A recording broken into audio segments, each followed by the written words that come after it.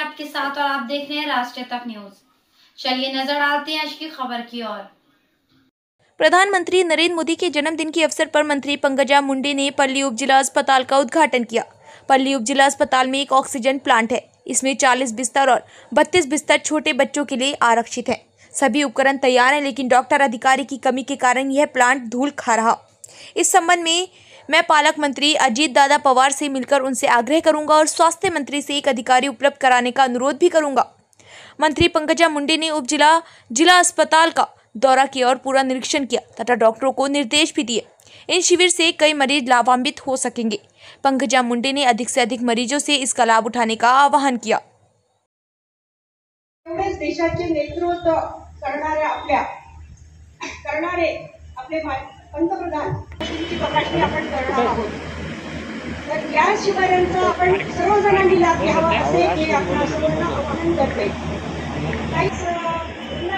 अनेक कार्यक्रमांचं आयोजन केलं होतं आणि तपासण्या आपण इथे मी आता गेले 2 दिवस झाले हेच कार्यक्रम करत आहे। प्रधानमंत्री नरेंद्र मोदी यांना समर्पित हा सेवा पंधरवडा आहे। त्यामध्ये आरोग्य शिबिर असेल, वृक्षारोपण असेल, असे अनेक कार्यक्रम आम्ही घेत आहोत। सेवांचे कार्यक्रम आहेत विविध। जिथे जिथे मी जात आहे तिथे या कार्यक्रमांचा आम्ही पाठपुरावा करतोय आणि स्वतः कार्यक्रम घेतोय। चांगला प्रचंड मोठा प्रतिसाद। आता ही शहरातले संपूर्ण सगळ्यात मोठे हॉस्पिटल आहे, या ठिकाणी पहिल्यांदा संपूर्ण पाहणी केलेली आहे। काय सूचना वगैरे आता आम्ही मागे पाहणी केली होती, स्वच्छतेच्या वगैरे सूचना दिल्या होत्या। आता बऱ्यापैकी स्वच्छता दिसली, मी येणार आहे तेही कारण असेल तर त्यांना आम्ही म्हटलंय की तुम्हाला काय हवंय याची एक यादी करा आणि या हॉस्पिटलला, कारण हे मुख्य हॉस्पिटल आहे शहरातल्या गरीब लोकांसाठी उपजिल्हा रुग्णालय।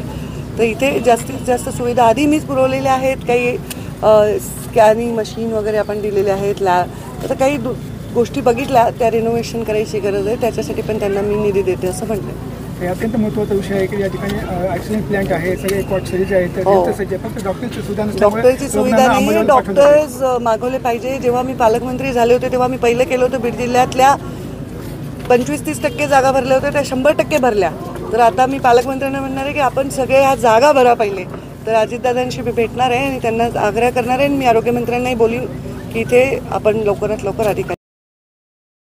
फिलहाल खबरों में इतना ही। बाकी खबरों के लिए देखते रहिए राष्ट्रीय तक न्यूज।